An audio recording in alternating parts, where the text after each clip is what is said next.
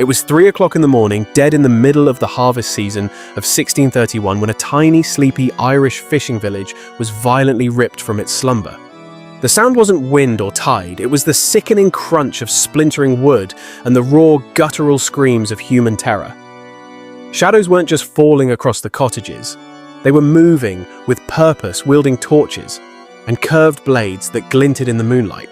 In a matter of minutes, the thatched roofs that sheltered generations were turned into raging pillars of fire, lighting up the chaotic scene below. Families who had lived their entire lives within a few miles of their birthplaces, people who had never even seen the next county over, found themselves being dragged by their hair and limbs toward the freezing black water of the harbor. The raiders barked orders in a language that sounded alien to every ear in that village, a harsh, rhythmic tongue no one had ever heard before. By the time the sun finally broke over the Irish Sea, revealing the smoking ruins of what used to be a home, 237 souls had completely vanished from Baltimore. They were packed onto ships like cattle bound for a nightmare world they couldn't even begin to comprehend. Among the stolen was a young girl named Bridget, a local who had spent every waking moment of her life breathing in the salt air of that specific coastline. She was part of the land rooted there by history and blood, with no concept of what lay beyond the horizon. Bridget had never laid eyes on a real city, never held a coin worth more than a couple of pennies, and certainly never imagined that her entire future could be snatched away in a single violent night by men arriving from a continent she didn't even know existed. Her world was small, safe, and predictable until it wasn't. Fast forward a few weeks, and Bridget found herself standing barefoot on scorching wooden planks in the blistering heat of Algiers. She was surrounded by loud, aggressive crowds of strangers who pried her mouth open to check her teeth, measured her limbs like livestock, and shouted bids in numbers and currencies she couldn't understand. She was no longer a person, she was a commodity. Bridget was just one distinct tragedy among more than 1 million Europeans who were hunted down, captured, and sold into slavery over the course of 2.5 centuries. From the coasts of Spain to the wilds of Russia, they were funneled into the brutal markets of North Africa and deep into the heart of the Ottoman Empire. For these captives, the Mediterranean wasn't a beautiful vacation spot or a bridge between cultures. It was a gaping, infected, open wound. This is the history that Europe has conveniently buried beneath layers of silence, shame, and forgetfulness for generations.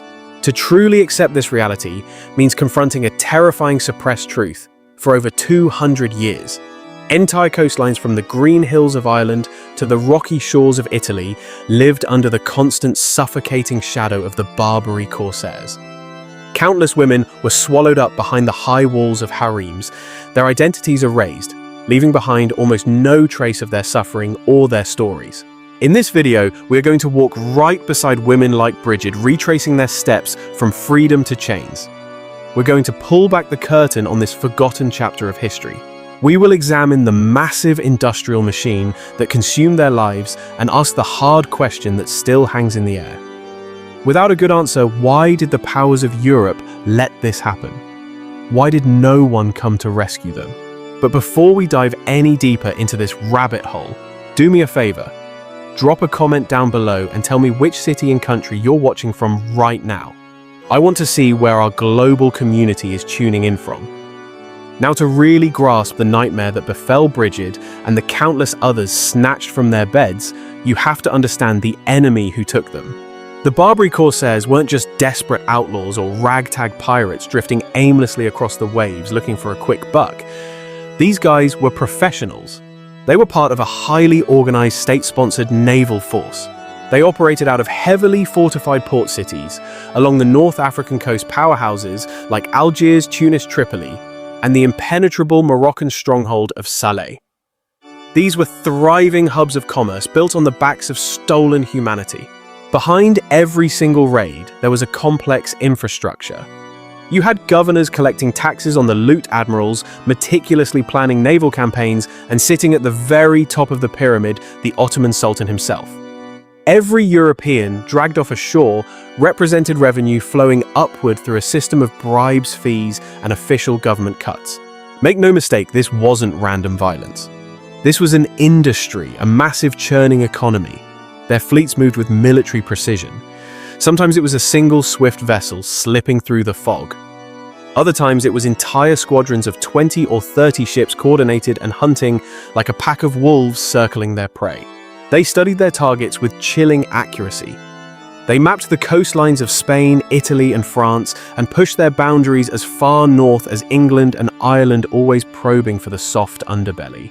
They didn't fight fair, they preferred the cloak of darkness to mask their approach. They looked for the vulnerabilities, a village where people felt safe enough to leave their doors unlocked. A harbour emptied of able-bodied men who were out fishing, or a storm that kept the local patrol boats pinned helplessly to the docks. That was their signal. That was when they struck. They stripped these places of everything valuable: gold, silver, tools, grain. But let's be real, the most lucrative cargo was always the human beings. A chest of gold coins is a one-time spend. But a person could be sold, resold, rented out, worked to the bone, and exploited for years until there was nothing left but a shell. Between the years 1530 and 1780, it's estimated that more than 1 million Europeans were swept up in this relentless tide and dragged across the Mediterranean into bondage. We're talking about a diverse group: Spaniards, Italians, French, Portuguese, English, Irish, Dutch, and even isolated farmers from Iceland who had never laid eyes on a proper city in their lives. For 250 years, the same sea that carried merchants, pilgrims, and ideas also carried heavy iron chains. The fear was so palpable that in countless coastal regions, people simply gave up. They abandoned the shoreline entirely. Whole villages turned into ghost towns as families packed whatever meager possessions they could carry and fled inland, desperate to put as much solid ground as possible between themselves and the water. The rhythm of the waves, once a sound of opportunity and prosperity, had changed. It no longer meant food or trade, it meant terror arriving without a moment's warning. The ocean had become a highway for predators, and the reach of these corsairs just kept expanding with every passing decade. In 1627, they pulled off the unthinkable.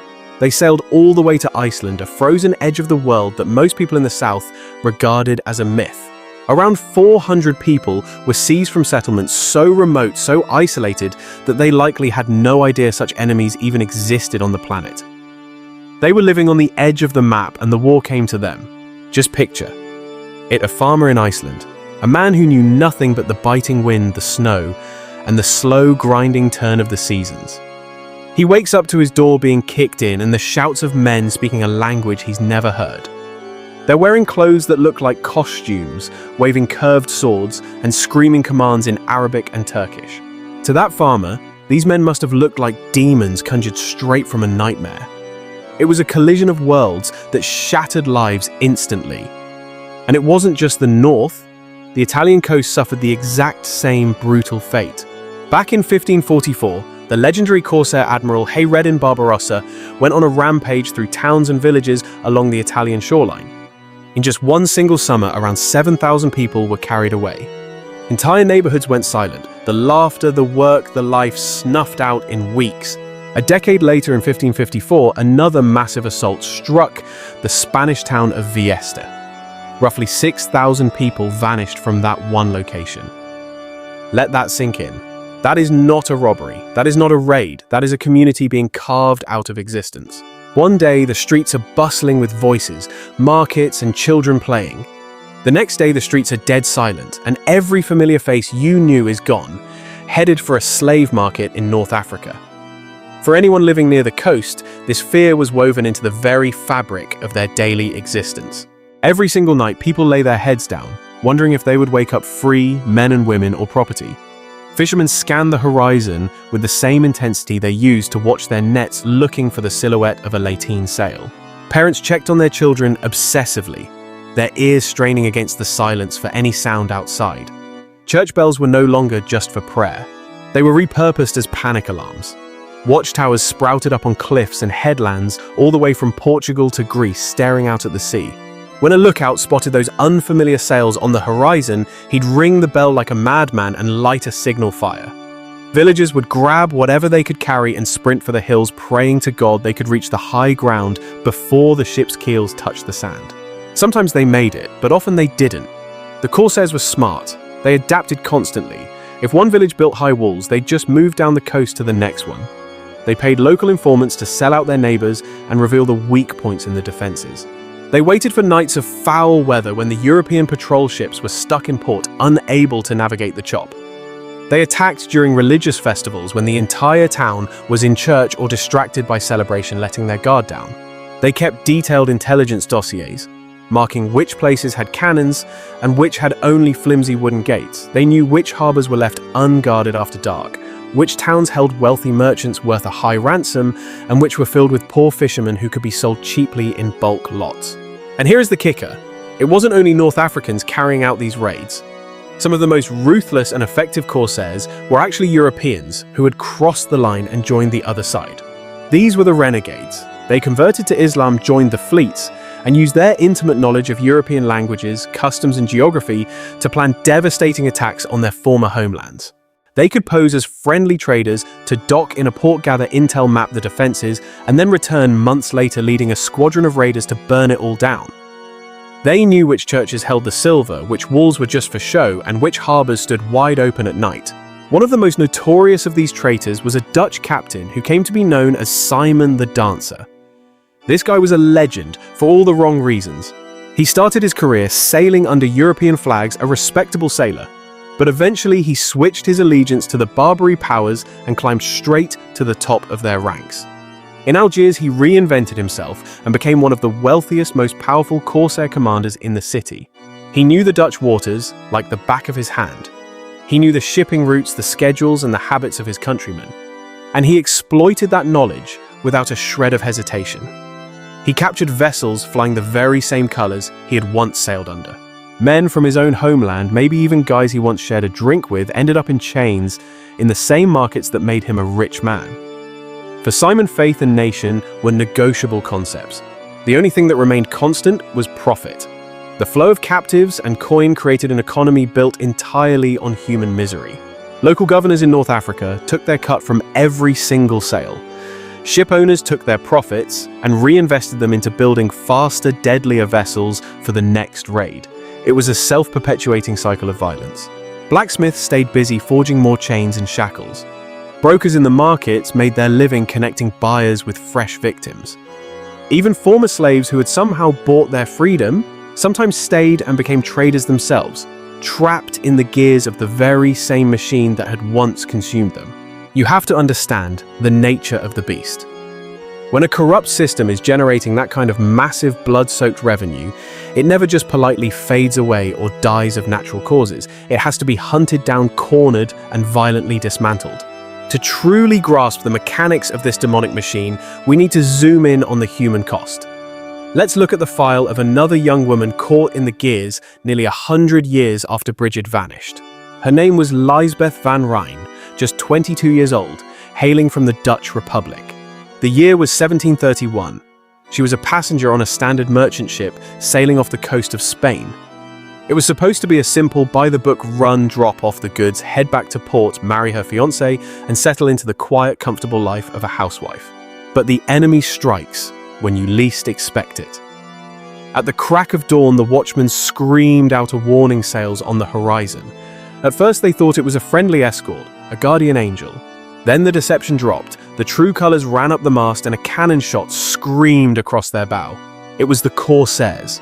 They didn't hesitate. They closed the gap with terrifying speed, slamming into the hull. Grappling hooks tore into the wood, and before the crew could breathe, a swarm of heavily armed predators flooded the deck. The skirmish was over in a heartbeat. These raiders weren't looking for a hero's death or military honors. They were purely in the import-export business. They wanted inventory.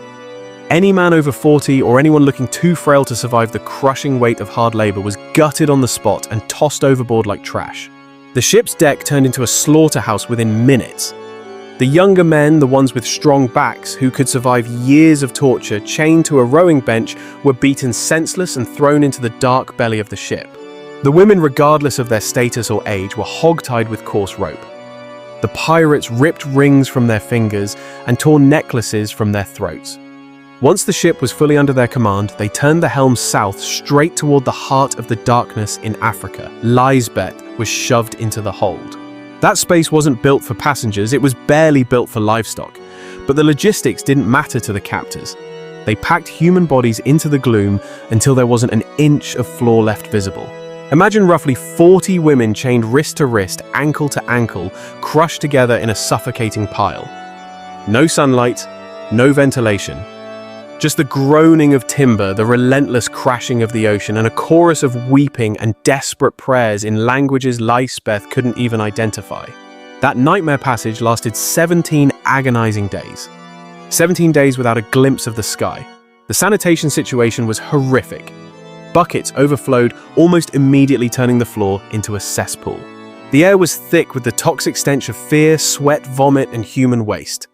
Rations were a joke, stale, rock-hard bread, and a splash of foul water maybe once a day if the guards felt generous. Sometimes they got absolutely nothing. When the ocean turned violent, the guards didn't even bother checking on the cargo. Some of the women tried to stand desperate for relief, only to be jerked back down by the steel biting into their skin. Others just gave up the ghost and died right there. In that pitch black, Lisbeth lost all concept of time. Her only clock was the sound of the dead being dragged out. Whenever a woman perished, the guards would come down, unlock the irons, and haul the body up the ladder like a sack of grain. A few seconds later, she would hear the heavy final splash of a corpse hitting the waves. Lisbeth counted 7 of those splashes during the voyage. 7 women whose names and stories died with them. That's 7 entire bloodlines cut off 7 families waiting on a dock for daughters and wives who would simply vanish from history. The woman chained next to Lisbeth gave up on the 3rd day and stopped eating. By day 5, she wouldn't even drink. By the 8th day, she was gone. But Lisbeth remained shackled to the cold, stiff body for hours until the crew finally decided to clean up their inventory. When that hatch finally flew open, dragging them into the open air, the sunlight hit their eyes like a physical blow, blinding them. After weeks in the abyss, the sight of the Algerian coast felt like a hallucination. It was a stunning cityscape of whitewashed walls stacked up the hills, towering minarets, and a bustling harbor packed with vessels from every corner of the world. The noise was deafening, men shouting orders in Turkish, Arabic, and Italian. The wind carried a strange heavy mix of sea salt, exotic spices, unwashed bodies, and palpable terror. Lisbeth's introduction to this new world was the marketplace where her life would be auctioned off to the highest bidder. The system was brutally efficient. The corsairs were businessmen. They protected their assets to maximize the profit margin. The captives were herded to public bathhouses.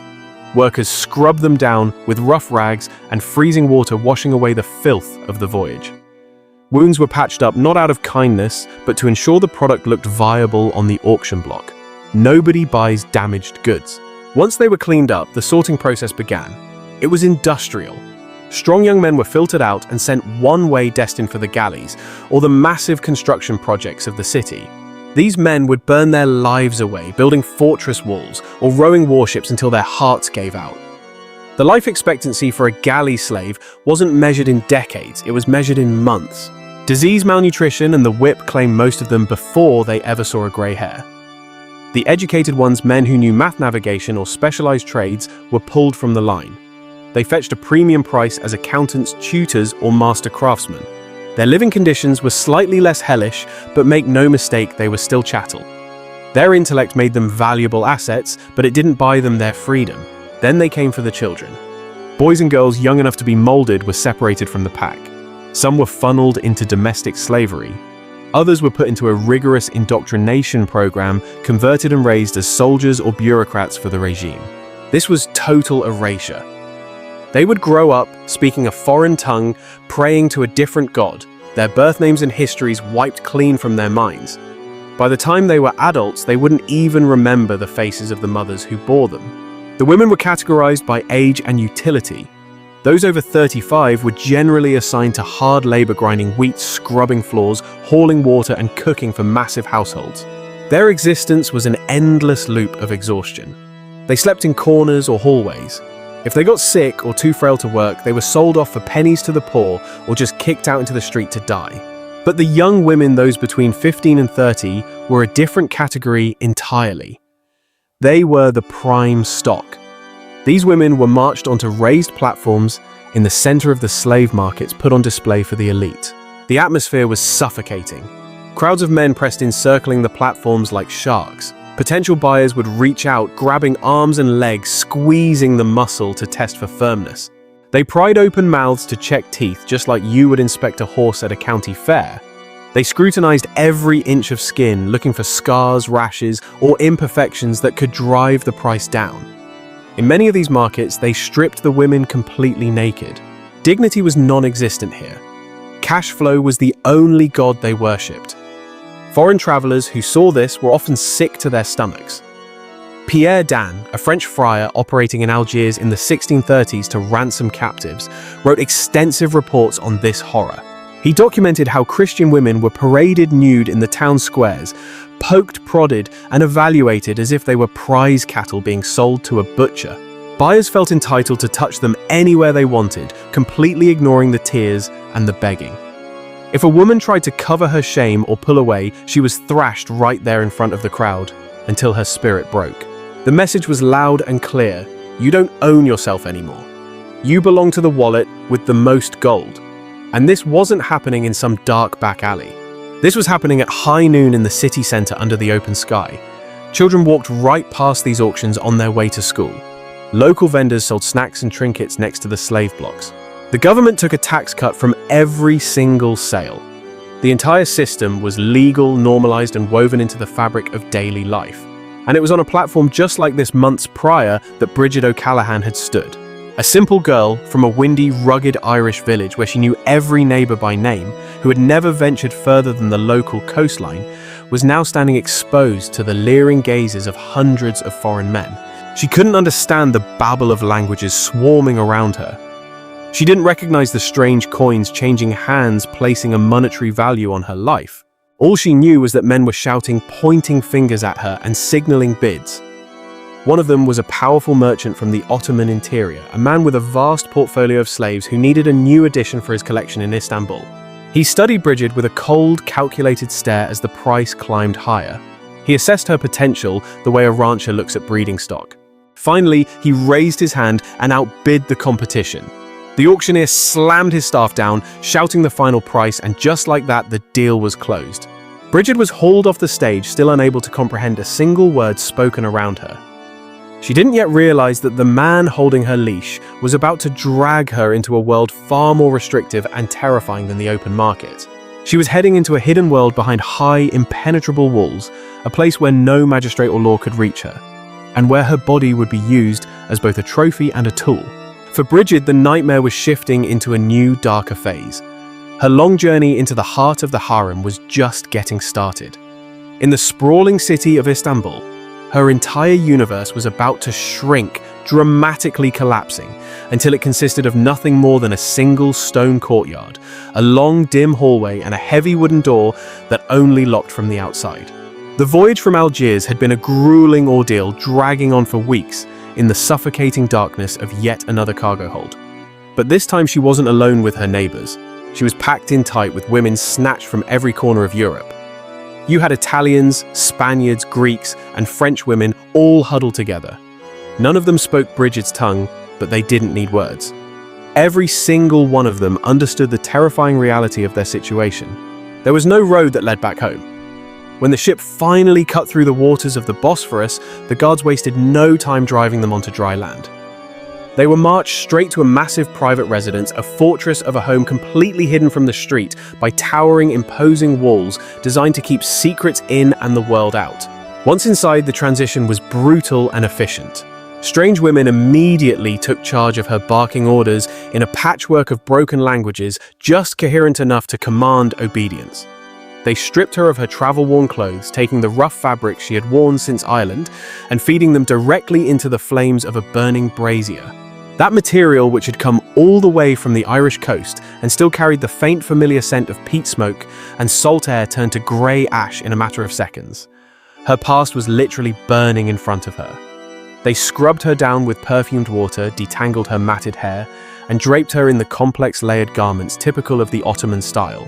She was covered in fine silk, breathable cotton, and given soft leather slippers that moved silently across the cold stone floors. When they held up a polished copper mirror for her to inspect herself, the girl from Baltimore was gone. She had vanished completely. The reflection staring back was a stranger. Someone entirely different who belonged to this house and this system, whether she wanted to accept that fate or not. That very same night, the man who held the deed to her life arrived to inspect his purchase. His name was Hussein Aga, a wealthy and powerful merchant in his 40s who made his fortune trading grain and textiles across the vast Ottoman Empire. He didn't speak a single word of English, but that didn't matter. In this dynamic, he didn't need to communicate with her at all. The rules of this establishment were simple. Her consent and her understanding were not required. A servant guided Bridget into a room softly lit by oil lamps and then backed out, pulling the door firmly shut. Years later, against all odds, she managed to smuggle a letter back home through a secret network of ransoming priests. That document remains one of the incredibly rare written testimonies we have from an Irish woman captured during the infamous raid of 1631. It serves as a haunting voice from a history that usually kept women silent. In that letter, she attempted to describe the horrors of that first night, but she couldn't finish. Halfway through the story, the ink just trails off into empty space. She wrote that she begged God to let her die right there, that she prayed she would never wake up again, and that every single night following that first one was just a repetition of the same nightmare. Then the writing stops abruptly. At the very bottom of the page in handwriting, that looks different, more controlled, perhaps written later, she simply added a final note. Words were not enough to carry the weight of what had been done to her. This was the brutal reality of the household harem. It wasn't the world of silk sheets and romance depicted in movies. It certainly wasn't the fantasy scenes painted centuries later in European studios by men who had never even been near such a place. The harem was a locked-down facility where women existed solely at the disposal of their owner, available whenever he decided he wanted them. It was a workplace, a prison cell, and a psychological battlefield all rolled into one, hidden behind high walls that the vast majority of outsiders would never glimpse. For women like Bridget, the initial trauma was physical, but the long-term devastation was psychological. There was no release date to look forward to. There was no specific sentence to serve out before going home. There was no judge, no jury, and no court of appeals. There was only the grinding repetition of the daily routine and the crushing knowledge that another human being owned every single hour of her life. Under that kind of pressure, some women simply shattered. Some would scream through the night, clawing at the stone walls until their fingers bled or having full conversations with people who weren't there. Others went to the opposite extreme. They fell silent, shutting down completely, barely moving unless someone physically shoved them into action. The ones who managed to survive the longest were those who built little fortresses inside their own minds. They created rigid, obsessive routines, folding and refolding the same piece of cloth, sweeping the same patch of courtyard at the exact same time every day, or repeating prayers in their native language, even after they had been forced to learn new ones. They would dig deep into their memories to recall songs from their homeland, humming the melodies quietly under their breath, while they scrubbed floors or hauled water. They would recite lists, the names of rivers, local churches, and the hills of their childhood, just to ensure they didn't forget who they used to be. These habits didn't buy their freedom, but they kept a tiny spark of their true identity alive in the dark. Across North Africa and the Ottoman territories, the specific details of captivity might change from house to house or city to city. However, historians have identified three brutal patterns that showed up almost everywhere. First, the pressure to convert was relentless. Priests and missionaries on the outside tried to stop it, but inside the walls of a private household, they had zero power. Masters and overseers constantly pushed Christian slaves to abandon their faith and embrace Islam. Converting didn't mean they got to go free, they were still property. But it did open up slightly better lanes within the system. Slaves who converted might get lighter chores, better quality food, or be placed in positions of higher trust within the family. Refusing to convert brought immediate consequences. We're talking about beatings, extra shifts of hard labor, having their food rations cut, or being locked in pitch-black rooms for days or weeks on end. Many women resisted for as long as they physically could. Some eventually surrendered to the pressure. Others just pretended to convert to stop the pain. The second pattern was the forced language acquisition. They had to learn Turkish in Istanbul or Arabic in places like Algiers or Tunis, sometimes both. Orders were screamed in these languages. If you didn't understand the command, you got hit. It was that simple. Women who had a knack for languages and picked them up quickly could become valuable interpreters or go-betweens managing affairs within the household. That skill increased their value and often led to slightly better treatment. But those who struggled to learn were branded as stubborn, lazy, or stupid. The response from the overseers was always the same: more pressure and more pain, continuing until the woman either learned the words or broke completely. The third and most devastating reality was that the law simply did not see them as full human beings. A European slave had no legal standing to testify in court against a free person. She couldn't own anything. She wasn't allowed to leave the house without explicit written permission. If she was assaulted or abused, there was no HR department, no police, no official channel for complaints. On paper, she was just an object. She was legally indistinguishable from a piece of furniture or a pack animal, something to be bought, sold, lent out, or given away whenever the owner felt like it.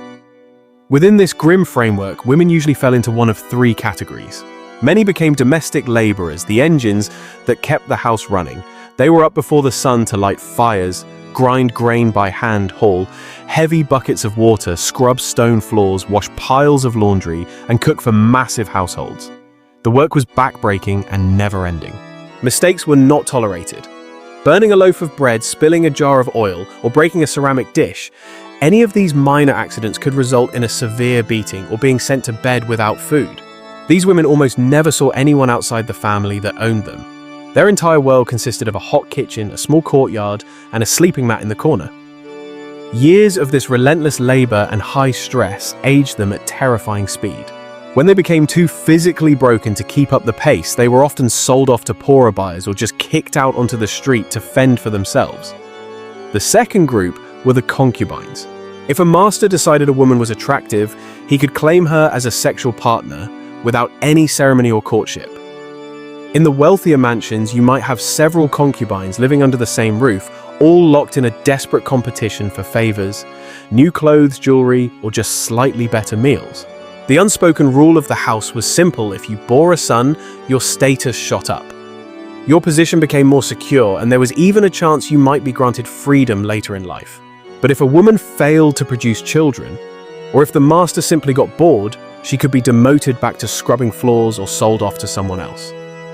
The third group faced the nightmare of constant resale. These women were shuffled through multiple slave markets over the course of their lives, sometimes bought and sold half a dozen times or more. Every sale meant moving to a new city, learning new rules, and facing new dangers. It also meant suffering through another round of humiliating public inspections in front of strange men. Some were traded across international borders, moving from Algiers to Tunis, then to Tripoli, and eventually up to Anatolia or the Balkans. Their memories turned into a blur of unfamiliar streets and strange languages, with each location marked only by the different people who claimed ownership over them. But looming above all these private residences was the most feared destination of them all: the imperial harem in Istanbul.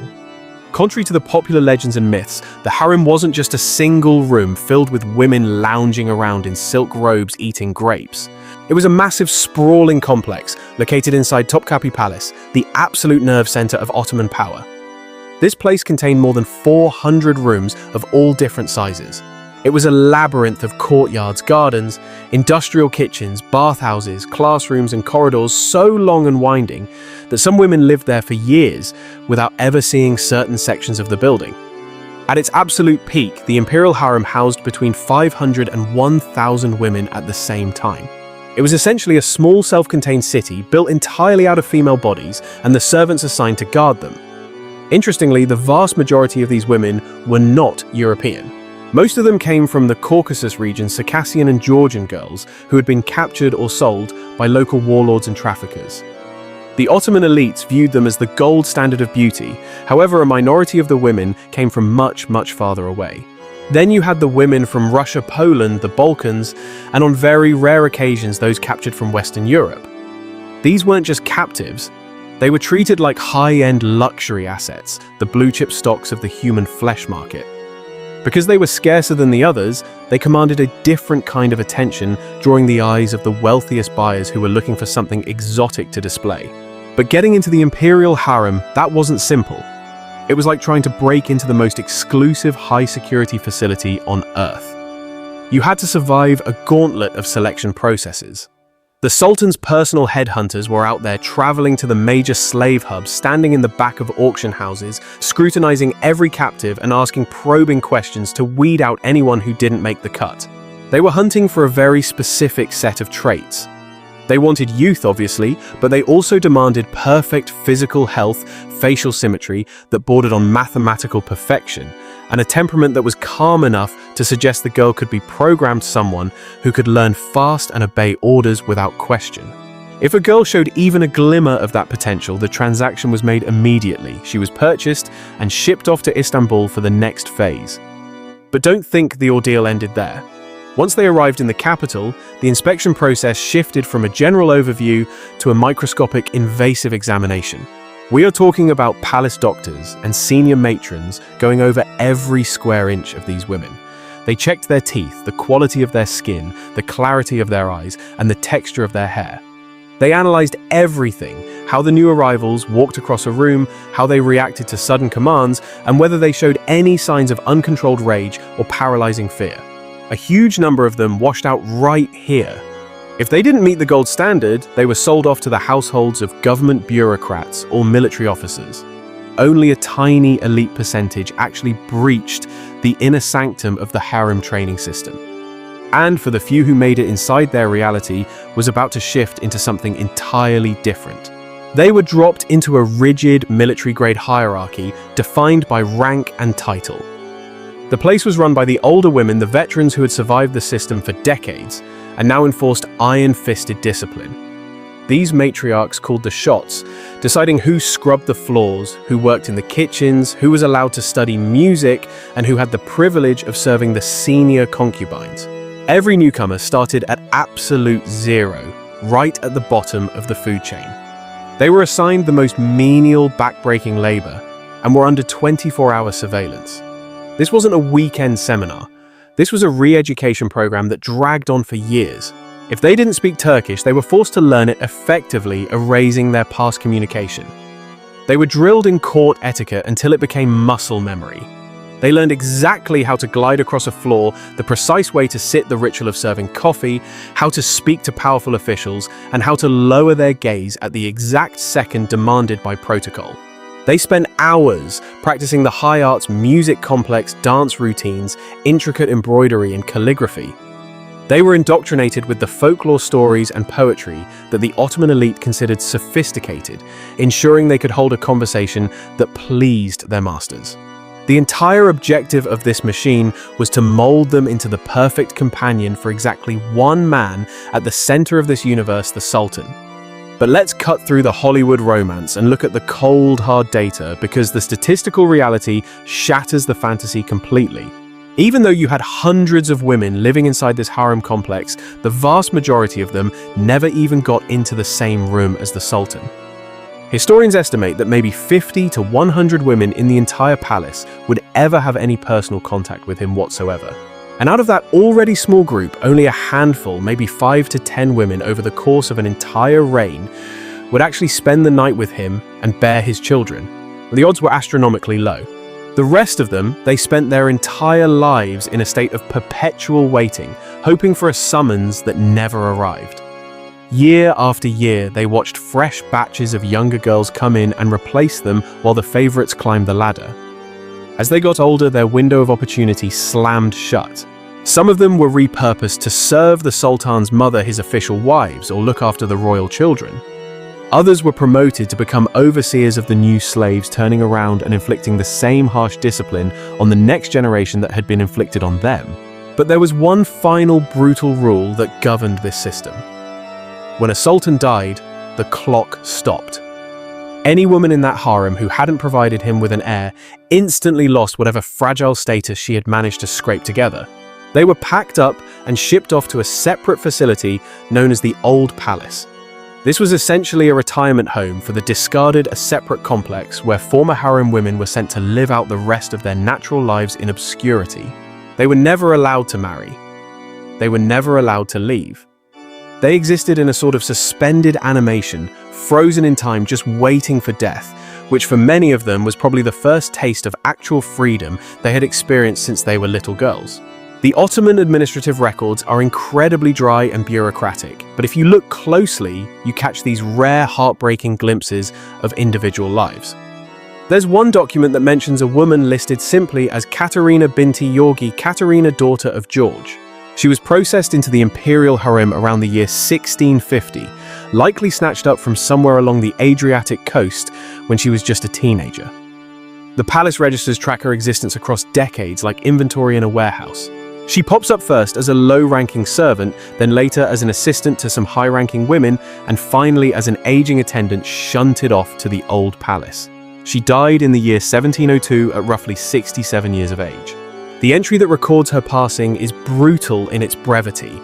It just lists her identification number in the register, her origin labeled as Franco, which was their code for Western European, and her status as deceased. That is it. There is zero mention of exactly where she was born, no details about the family she was stolen from, and no record of whether she ever laughed, cried, or truly loved a single soul inside that sealed-off world. 50 years, trapped behind palace walls, and in the end she was reduced to a single line of ink in a ledger and a number on an unmarked grave. This was the terminus for thousands of women. No dramatic execution, no heroic rescue operation, just a slow, silent disappearance into the void. One day, their names just stopped showing up on the payroll lists. Their clothes were handed down to someone else. Their sleeping mat was given to a new girl. The only proof that they had ever walked this earth was a fading scratch of ink in an accountant's book. So you have to ask yourself, why did this go on for so long? How could the rulers of Europe sit back and watch their own people get dragged away year after year for 2.5 centuries and do absolutely nothing to stop it? The answer tells you everything you need to know about the corrupt nature of power, the idol of profit, and how easily the lives of regular people are sacrificed when they get in the way of national interests. Back in the 16th and 17th centuries, Europe was too busy tearing itself apart to care about protecting its own citizens. You had Catholic and Protestant kingdoms waging these brutal, bloody religious wars that were draining their treasuries and filling up their graveyards. Armies were marching back and forth across the German states, destroying everything in their path. France and Spain were locked in a death match for supremacy. England was stumbling through its own internal crises. Every nation was watching its neighbor with suspicion, completely ignoring the threat rising on the southern horizon. To actually organize a unified naval campaign to stop the corsairs would have required cooperation, mutual trust, and shared priorities, 3 things that simply did not exist. Instead, every state was obsessed with its own petty battles and securing its own borders. The villagers living on the coast paid the price for conflicts they didn't choose. Even worse, some governments crunched the numbers and decided that trade deals with the Ottoman Empire and North African ports were more valuable than the lives of a few peasant captives. Take Venice, for example. They were totally dependent on access to those eastern markets. The French kings were actively cutting deals and making alliances with Istanbul just to balance out their enemies in the Habsburg Empire. That meant signing treaties, engaging in careful diplomacy, and doing a whole lot of looking the other way. As long as the VIP merchants could move their luxury goods safely, the rulers weren't willing to risk a war over the fate of some fishermen, farmers, and small-town sailors who had been snatched and sold. Now, sure, European cannons did thunder against the Barbary ports every once in a while. It wasn't total silence. You had Spanish, Portuguese, and Maltese fleets launching raids on coastal strongholds or trying to liberate the galley slaves. But these were scattered operations, short-lived, and usually motivated more by a desire for revenge than any real strategy to dismantle the slave system itself. They didn't last. The corsair economy was resilient. It adapted, moved its bases, rebuilt its fleets, and kept right on rolling. But here is the darker twist. Some Europeans actually switched sides and joined in on the action. You had renegades like Simon the Dancer, who is just the most famous example. But plenty of others became shipbuilders, translators, loan sharks, or brokers right there in the slave markets. These turncoats handled the mail, counted the gold, and negotiated the ransoms. They knew exactly what was happening to the people whose names and price tags they were writing down in their ledgers. And they did it anyway because the money was good. You can't tell this story honestly without admitting that Christians were profiting from this misery just as much as the Muslims were. And out of all this chaos and moral rot, a strange grinding machine emerged called the ransom system. Religious orders like the Trinitarians and Mercedarians would send men down to North Africa to negotiate for the captives. Meanwhile, families back home were scraping together every penny they had. City councils were even levying special taxes to raise funds. You had charitable donors giving alms specifically for the redemption of prisoners. Priests would stand in churches reading out long lists of names, and collection plates would be passed around to buy freedom. When enough cash was gathered to save one person, a priest or an agent would go down there, try to find that specific captive haggle with the owner, and bring them home. On paper, it sounds like a mercy mission, but in practice, it created another cruel class system. The wealthy merchants and the nobility could raise ransom money in a heartbeat. Their sons and daughters were often back home within a few years. In some cities, the rich families even bought insurance policies to cover the cost of captivity for their ship-owning relatives. Middle-class families struggled a lot longer digging into savings, but sometimes they succeeded. But the poorest people, they had almost zero chance. A fisherman's wife or an orphaned servant girl could be left waiting for decades. Most of them never saw their homeland again. Lisbeth van Rijn, a Dutch woman seized near Spain, was one of the very rare exceptions to this rule. After she vanished into the system, her relatives back in Holland refused to give up holding on to hope when everyone else would have let go.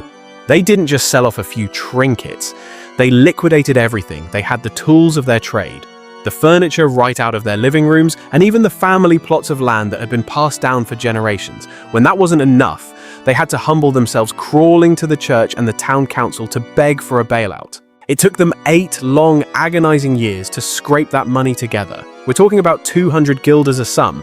That might not sound like much now, but back then, that was a crushing mountain of debt for ordinary folks to carry. And while they were struggling to gather those coins, Lisbeth was living a nightmare in North Africa, held in total bondage. She was scrubbing floors in a merchant's house, later working her way up to assisting the lady of the manor, and she even had to learn the language of her captors just to survive the daily grind. She got used to the rhythm of the foreign markets and the calls to prayer ringing out over the city, living in constant terror that she'd be sold down the river again. Her owner thought it was a great business move when a European priest finally showed up with a bag of ransom money to buy her freedom. To him, it was just economics. She had already given him 8 years of free labor, and now he could cash her out like a used car to go buy a younger, fresher replacement to take her spot. When Lisbeth finally stepped onto that ship, heading north, she thought her season of deliverance had finally come. She was picturing her fiancé waiting on the dock and dreaming of her mother's embrace, believing she was going back to the life she lost. She thought the tribulation was over, but that captivity had lasted long enough to completely shatter the world she remembered. By the time she made it back home in 1739, the reality was a punch in the gut. Her fiancé hadn't waited. He'd married another woman years ago. You see, everyone had told him that Lisbeth was dead and gone. And her mother, the grief and the sickness from worrying about her lost child took her out. She passed away just 2 years after Lisbeth was captured. Her father was still breathing, but the man was broken. Raising that ransom money had destroyed his finances, and the family farm was history. He was working as a hired hand, now living off charity and the neighbors. They didn't welcome her back as a hero. They were whispering behind their hands. They stared at her with judgment in their eyes. To them, a woman who had spent years in a Muslim household carried a spiritual stain that couldn't be washed away.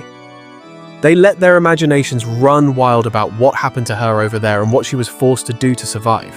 It didn't matter one bit that she never chose this life. In their self-righteous eyes, she was marked forever with a scarlet letter. The same men who used to chase after her and flirt now wouldn't even look her in the eye. Nobody wanted to hitch their wagon to a woman with that kind of history and baggage. So, Lisbeth never built the dream life she imagined. Instead, she ended up renting a tiny room and stitching clothes just to keep a roof over her head. But she did something powerful. She scraped together enough to buy paper and ink. In her old age, she sat down and wrote out her testimony line by line in a careful hand, and those pages sat forgotten in a Dutch archive for centuries until the truth came out. On one of the final pages, she dropped a bombshell that still hits hard today. She confessed that sometimes in her darkest moments, she wished she had just died back in North Africa, instead of coming home to this rejection. She said that at least over there, her shame was hidden from the people she loved. But back in Holland, it was public knowledge, a burden she had to carry all the way to her grave. And folks, her story wasn't a one-off event. Many who made it back found out they didn't have a place anymore. The bondage had changed them, and time had changed their communities. The people who had prayed for their return didn't know how to handle the traumatized survivors standing right in front of them, so they just turned their backs. Now you need to understand that the corsair system didn't end because of some sudden moral awakening or spiritual revival. It ended for one reason only: the balance of power shifted in the world. By the time we get to the late 1700s and early 1800s, European navies had muscled up and got organized. They stopped tolerating the North African states harboring these pirates, with Britain, the Netherlands, and eventually the United States jumping into the fight in the Mediterranean. Warships started raining fire on coastal fortresses, forcing rulers to sign treaties that banned privateering. But the real knockout punch that came from France. In 1816, a joint fleet of British and Dutch ships pounded Algiers with heavy bombardment to put the pressure on. They damaged the pirate infrastructure, but they didn't wipe the beast out completely. The raids kept happening on the down low for another decade. Then in 1830, France decided enough was enough and launched a full-scale invasion of Algeria. They took the capital, kicked out the ruler, and started a brutal conquest of the interior. They had plenty of motives: imperial ambition, internal politics chasing that coin. But one of the major consequences was the final dismantling of the slave markets and the corsair system that had been running wild for centuries.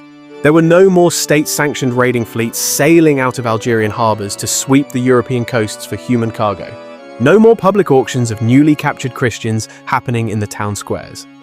By the middle of the 19th century, the age of the Barbary corsairs was done, but historians estimate that over 1 million Europeans were stolen during that timeline. Most of those poor souls never saw their homes again. Their names are just dust now scattered through parish records, ransom lists, and bureaucratic files from Dublin all the way to Dubrovnik. Usually all that survives is a single chilling line: taken by the Turks, lost to the Moors, vanished at sea, and tracking down the women, that's nearly impossible. They were absorbed into new societies, hidden away in palace complexes, or died under foreign roofs with nobody around who even knew where they were born. But what about Bridget O'Callaghan, that girl dragged out of Baltimore back in 1631? The historical record is thin for people like her, but some traces stayed alive in the local memory.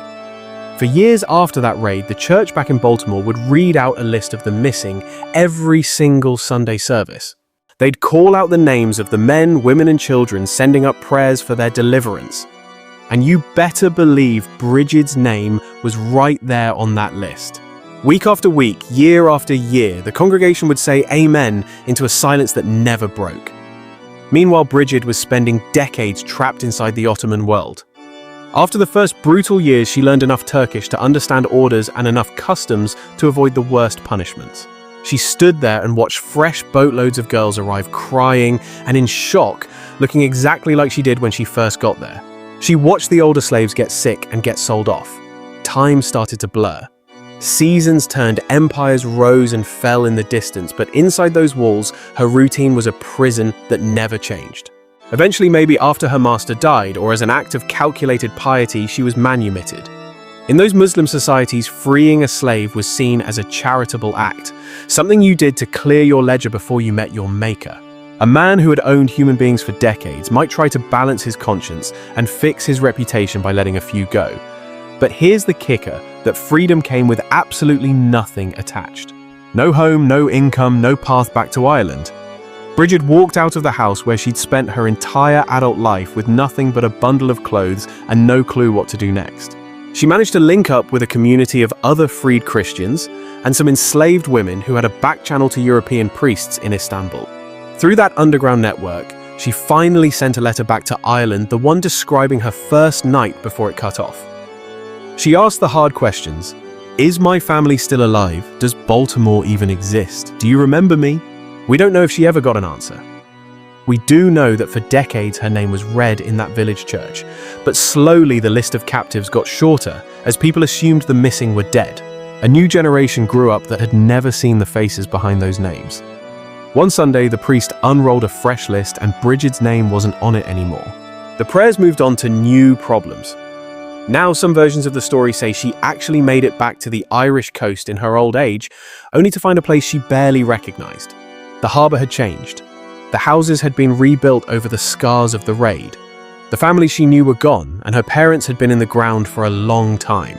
Her childhood friends were either buried or scattered to the winds. In that version, she walked through the streets like a ghost, a weathered stranger speaking with an accent twisted by foreign tongues. Whether that detail is literally true or not, it hits on a deep truth. The captivity had morphed her into someone who didn't fit anywhere on Earth. This is the heart of the story Europe tried to forget. It's not just about the raids and the markets and the numbers. It's about lives that were bent and twisted out of shape by a system that treated human beings like cargo. It is the legacy of women like Bridget Lisbeth and Katerina, thousands whose names we'll never know. Women who learned new languages under the gun, who adapted to new religions just to survive, carrying invisible scars that followed them even if they somehow made it back home. The rugged, windswept shorelines of Ireland haven't forgotten the nightmare that unfolded in 1631. The very rocks and soil of Baltimore still seem to echo with the terrifying memories of that Saka scar on the land that centuries haven't been able to fully heal.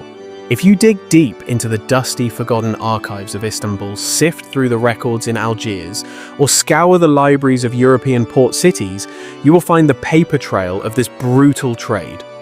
There are mountains of letters, registers, and desperate petitions that serve as the only remaining evidence of this human trafficking. But don't be fooled by the ink and paper.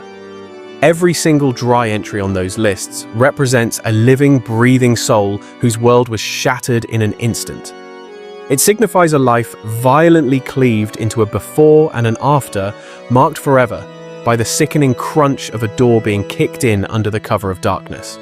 Now, when the topic of slavery comes up in our history books or casual conversations, our minds are almost programmed to look only one way. We immediately visualize the transatlantic trade, picturing those massive ships cutting across the ocean, carrying stolen lives from the shores of Africa to the Americas. That is the image burned into our collective consciousness.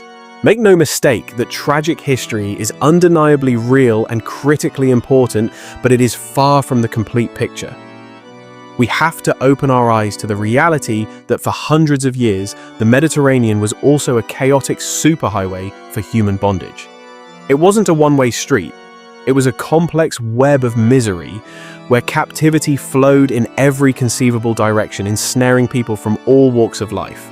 If we choose to ignore or forget any section of that map, we are blinding ourselves to the true mechanics of how power, dominance, and exploitation have always operated in this fallen world.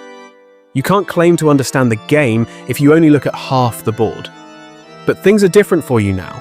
The veil has been lifted, and you are walking away with a truth that few are willing to acknowledge. In your mind's eye, you have traveled a long, hard road today. You've stood amidst the ashes of a burning Irish village, dragged in chains to the sweltering slave markets of Algiers. You've witnessed the inner workings of high society Istanbul courtyards and traced the cold calculations in the ledger books of palace officials. And perhaps most heartbreaking of all, you've journeyed back to the freezing harbors of the north, standing alongside freed captives who returned home only to discover that their old lives had vanished, leaving them with absolutely nothing. So the real question pressing on your spirit right now should be, what are you going to do with this awakening? Knowledge isn't just trivia, it's a responsibility. I want to genuinely thank you for writing this out with me, for refusing to look away, and for staying engaged with this difficult narrative all the way to the bitter end. If you are hungry for more of this raw, unfiltered history, the kind that refuses to soften the edges or cater to modern sensitivities, then you need to lock in right now. Go ahead and smash that subscribe button and hit the like so the algorithm knows you want the truth and you won't miss out when we drop the next bombshell. Do your part and share this episode with someone who is still asleep, someone who thinks they have the full story of Mediterranean slavery figured out, and help wake them up. I want to hear from you in the comments section below. Sound off and tell me which lost culture, fallen empire, or buried chapter of history should we excavate next. Let your voice be heard.